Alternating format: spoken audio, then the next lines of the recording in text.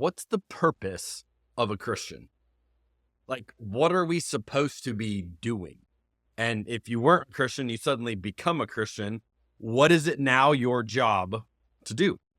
Now, we might come up with all sorts of answers to this question, but one of the common ones would probably be we're supposed to make converts. You ever heard that? Like, that's the goal of a Christian. A good Christian makes converts. In fact, I've met Christians over the years that are so anxious about this. They have so much stress about the amount of converts they should be making all the time that they just constantly are dealing with the anxiety of that and the stress and the tension of that. And maybe you think, well, yeah, that's a good thing. Shouldn't we want to make converts? And that sounds like a pretty good goal.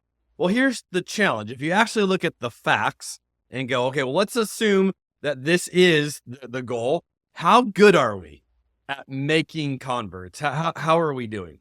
According to the book, The Tangible Kingdom, we learn this, that in America, it takes the combined effort of 85 Christians working over an entire year to produce one convert.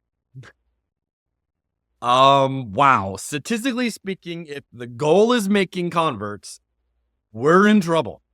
I mean, it takes 85 of us a year to make one convert. We have got a problem here. And yet, for most of us, we would say, no, this is the idea. You got to make disciples, make converts, get people, on board with what we're doing. Well, let's explore what John writes in John chapter 1. We're going to look at verses 15 through 18. It says John, now that remember, this is John the Baptist, because the author John, who we think is probably the disciple, never mentions himself. So this is John the Baptist. John testified about him, about Jesus, when he shouted to the crowds, "This is the one I was talking about when I said, 'Someone is coming after me who is far greater than I am, for he existed long before me.' From his abundance we have all received one gracious blessing after another. For the law was given through Moses, but God's unfailing love and faithfulness came through Jesus Christ. No one has ever seen God, but the unique one, who is himself God, is near to the Father's heart. He has revealed God to us." No one has seen God. Last week we talked about how Moses saw the shadow of God. That's the most that he could see. And now John's talking about how we have seen God, that we have seen the face of God. What would Moses say? I mean, how jealous would Moses be of the chance that we've had to see God revealed in the person of Jesus? And this is the language you find all throughout the verses that we've already been studying. This is how John talks about Jesus. In verse 14, we have seen his glory. Verse 16, we have all received. Verse 18, he has revealed God to us. See, the reason you and I are here today is that a group of people saw the glory of God as revealed in Jesus, and they told other people. And those people told other people. And on and on and on. And because of what they had seen and because of how they shared it, we are now a part of a very long tradition all the way into today. So are you a part of that we? Have you seen what these early disciples had seen? Let's go back to what's the goal here. Let's think about once we've seen it, what do we do with what we've seen? Well, here's an illustration of how we often present Christianity. Now, you can think about Christianity kind of like a line to cross. And we might say the most important thing in life is to be on the other side of this line. And so we focus all of our attempts on people who are on the opposite side of the line, getting them to the side where we are. And this is how we think about converting someone, right? This is how we got to get you through a door or over a barrier or across the line. There's some tangible marker, and we got to get them to get over that. Now, let's assume that we do it. We're successful. What now? Well, then we say, well, we got to get more people across the line, and then you have to join us in getting other people across the line. And then what happens when they do that? And then just on. And we think the whole point is to move people from one side of the equation to the other side of the equation. And once you're there, there's nothing to do other than trying to get people on the other side with you. Now, how do you know if this is the version of Christianity that you're experiencing, that you're seeing? Well, often this model of Christianity makes a huge deal out of baptisms. Why?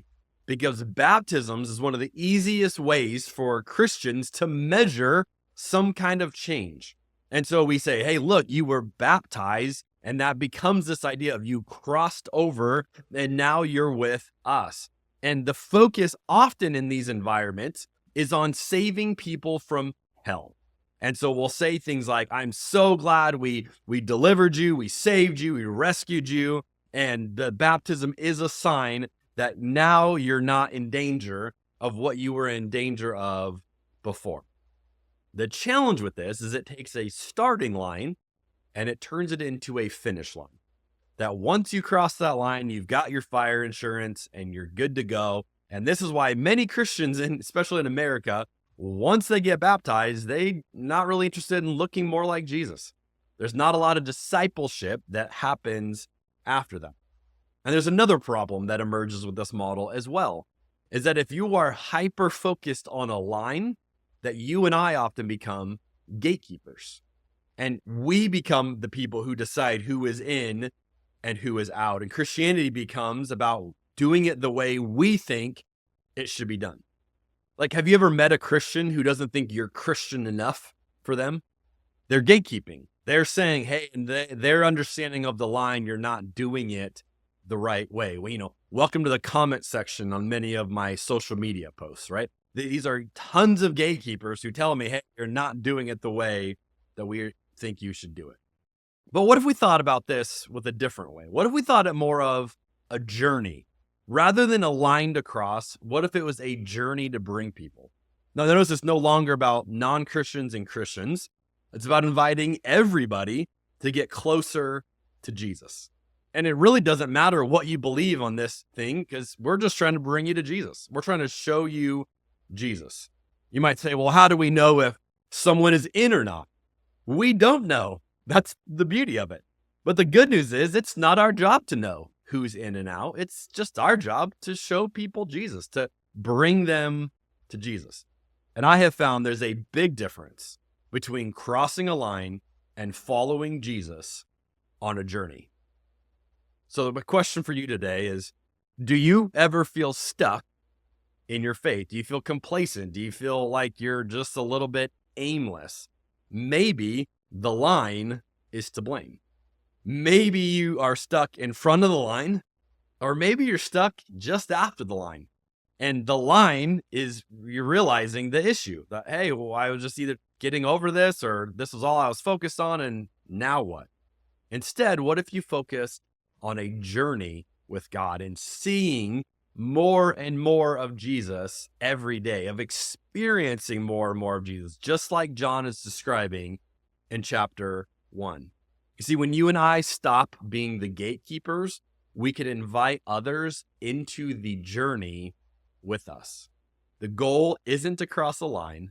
The goal is to pursue Jesus. And there's a big difference between crossing a line and following Jesus on a journey. I want to close with John's argument that we've already seen. Jesus has revealed God to us. Friends, you and I get to do the same thing that John did as he's talking about this. We get to reveal that same Jesus to other people. We'll see you next week on Rebuilding Faith.